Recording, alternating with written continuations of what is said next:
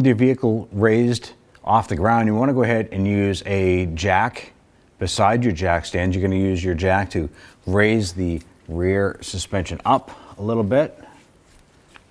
You want to go ahead and use your 18mm wrench and your 16mm socket. I'm going to go ahead and remove this bolt.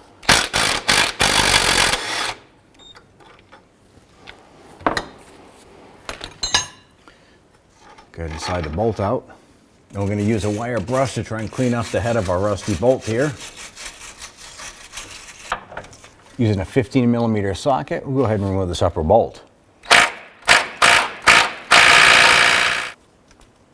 All right, so we're going to go ahead and work this bolt out a little bit. And then on the back side, there's a nut that comes out that has a stopper tab or a lock tab. Hold the shock, pull the bolt. Using a pry bar, we're going to go to the bottom half and just pry this shock out. With that released, we'll go ahead up top, take that bolt out, and remove the upper part of the shock. I'm going to go ahead and line this shock up top.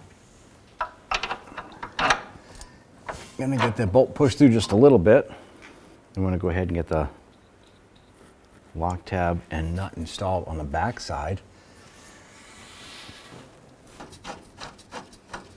I'm going to go ahead and snug that down by hand. I'm going to go ahead and tap the shock into place. Now, if this doesn't line up, you could then use your jack to position the axle so that the hole lines up with the shock. You just work the jack back and forth until that bolt hole lines up nice for you. I'm going to go ahead and get our nut started on here. I'm going to start by snugging these bolts down.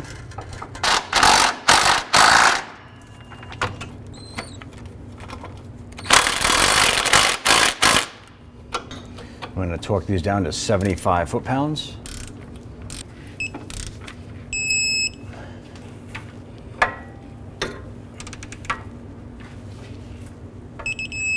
I'm going to go ahead and lower the jack off of the axle.